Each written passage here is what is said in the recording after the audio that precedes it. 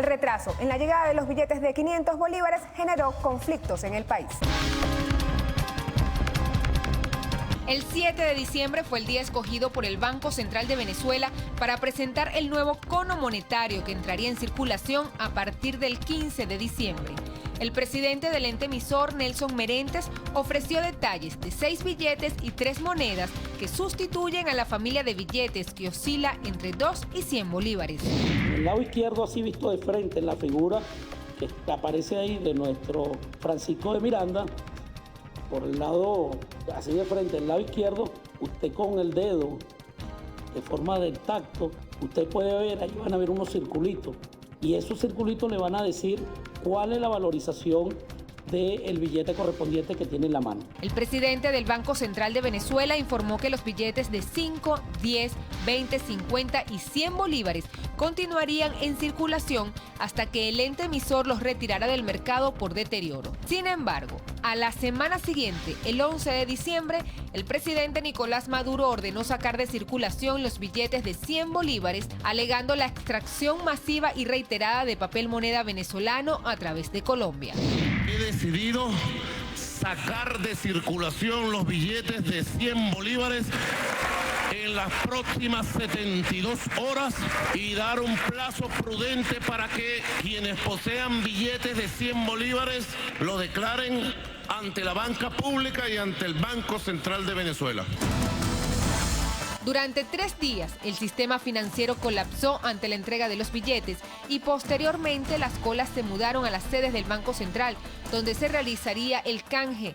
Pero ante la ausencia del billete de 500 bolívares, los ciudadanos solo pudieron depositar. En al menos 3 estados del país, esta situación generó fuertes protestas, siendo Ciudad Bolívar la localidad más afectada tras 72 horas de actos vandálicos. 600 comercios destruidos y 3 personas muertas fue el saldo que se conoció como consecuencia de los actos vandálicos en diferentes estados. El escenario político estuvo enmarcado por la incertidumbre y la confrontación la mayor parte del año, una vez que se lograra la instalación de una nueva Asamblea Nacional el 5 de enero con mayoría opositora. 112 de los 163 diputados adversan al gobierno del presidente Nicolás Maduro. La directiva estuvo encabezada por Henry Ramos Ayub, quien en un balance aseguró que durante este año el Parlamento tramitó 60 leyes, de las cuales 17 fueron sancionadas, una sola publicada en Gaceta Oficial, 8 declaradas inconstitucionales y otras 8 están esperando la sanción del Ejecutivo. De las primeras acciones que crearon roces entre el Parlamento, el Ejecutivo y el oficialismo fue el retiro de los cuadros del expresidente Hugo Chávez y la versión digital de la imagen del libertador Simón Bolívar de la sede del Palacio Federal Legislativo. No quiero ver un cuadro aquí que no sea el retrato clásico del libertador. Y yo quiero repudiar a nombre de todo el pueblo venezolano este ultraje horroroso del diputado Ramos Ayub y de toda la derecha venezolana contra la memoria de Simón Bolívar. Desde el Congreso Constituyente de 1811 hasta este momento, nadie había colocado aquí una imagen de un presidente vivo ni de un presidente muerto. Ni siquiera José Tadeo Monagas, que fusiló al Congreso el 24 de enero de 1848, se atrevió a poner aquí una imagen de él. Aquí imágenes ni de presidentes vivos ni de presidentes muertos. El bloqueo de las leyes y la anulación de actuaciones de la Asamblea Nacional por parte de la máxima corte del país reflejó el conflicto entre poderes. Fueron cerca de 40 las sentencias contra el Poder Legislativo. Uno de los casos que aún hoy no ha obtenido respuesta, aunque debía resolverse en 15 días, es la impugnación contra los diputados electos por el Estado Amazonas y el representante indígena de la región sur, por supuesta compra de votos en la entidad. A pesar de esta medida, el 7 de enero fueron juramentados los 3 diputados de la oposición, quienes criticaron la sentencia de la máxima corte por considerar que viola los derechos de los pueblos originarios. Aquí nosotros tenemos nuestra credencial que nos acredita como diputado al Parlamento Nacional. Esta credencial nos la entregó el Consejo Nacional Electoral el 8 de diciembre. La Sala Constitucional declaró el desacato, ordenó la desincorporación y declaró nulos los actos de la Asamblea Nacional. En noviembre, los parlamentarios solicitaron su desincorporación, pero a la fecha, el tribunal insiste que la Asamblea se encuentra en desacato, razón por la que no se le permitió nombrar a los nuevos rectores del CNE, y el TCJ decidió ratificar en sus cargos a Socorro Hernández y Tania de Amelio. Otras sentencias del Tribunal Supremo que afectaron el funcionamiento del Parlamento fue la validación de los 3 decretos de emergencia económica solicitados por el Ejecutivo, además de sus respectivas prórrogas. En cuanto a la función contralora, la sentencia número 9 eliminó facultades para las interpelaciones, limitando el control de la Asamblea al Poder Ejecutivo, señalando que el Parlamento no podrá revisar actuaciones del Poder Judicial, ciudadano o electoral, ni el Poder Público estatal ni municipal. Tampoco podrá revisar o dejar sin efecto la designación de los magistrados y magistradas del Tribunal Supremo de Justicia. Basado en el desacato, el presidente solicitó en octubre una aclaratoria sobre el procedimiento a seguir para la presentación y aprobación del proyecto de ley de presupuesto 2017. Yo tengo entre mis facultades el decreto de emergencia económica y puedo decretar su aprobación por la vía del decreto que me da facultades extraordinarias para que en el país nada se detenga en medio de estas circunstancias. En materia económica y social, el Poder Legislativo sancionó la ley del bono para alimentos y medicinas a pensionados y jubilados, que aunque fue firmada por el presidente de la República, el TCJ condicionó su aplicación a la viabilidad económica. El Parlamento también aprobó la ley especial para atender la crisis nacional de salud y declaró la emergencia alimentaria. Ambas fueron desconocidas por el Ejecutivo.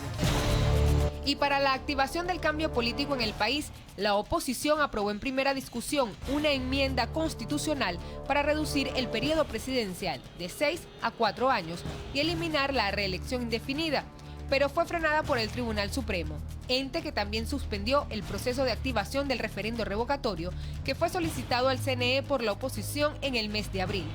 Para ello se recogieron 1.850.000 firmas que certificaron a la MUD como promotor del proceso.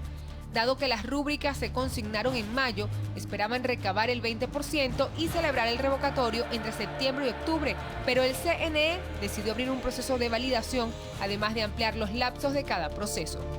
Las planillas digitalizadas fueron 200.192. De los registros digitados fueron 1.957.779, de las cuales 1.352.052 cumplió con todos los criterios establecidos en la norma. Y a días de activar las jornadas para el revocatorio, el Tribunal Supremo de Justicia ordenó la suspensión del proceso por supuestas irregularidades en la recolección del 1%. Ante este panorama, el Parlamento solicitó a la Organización de Estados Americanos la activación de la Carta Democrática Interamericana por considerar que existe ruptura del hilo constitucional. En octubre, el Parlamento inició un proceso de responsabilidad política contra el presidente Nicolás Maduro por la crisis económica y social que atraviesa el país. El día en que inició el debate, el Palacio Federal Legislativo fue rodeado por militantes del partido de gobierno. Más de un centenar de personas ingresaron de forma violenta. Esos no son grupos que operan espontáneamente. Creo que quienes los movieron le hicieron un enorme disfavor al propio gobierno que creen que están defendiendo. Y aunque el proceso de declaración de responsabilidad política contra el jefe de Estado se suspendió por solicitud del Vaticano para facilitar la mesa de diálogo, fue retomado y aprobado en el mes de diciembre ante el incumplimiento por parte del gobierno de las condiciones de la mesa de diálogo. El enviado especial del Vaticano, Claudio María Shelley, manifestó en el acto de instalación de la mesa de diálogo que los pueblos no pueden lograr la paz con violencia. Debemos decir que de un lado hay muchas personas que consideran el camino del diálogo como la única vía para recorrer y la comunidad internacional ha expresado un consentimiento casi unánime en el sostener el diálogo como único camino para Venezuela. Compromiso total y absoluto, como ustedes lo saben.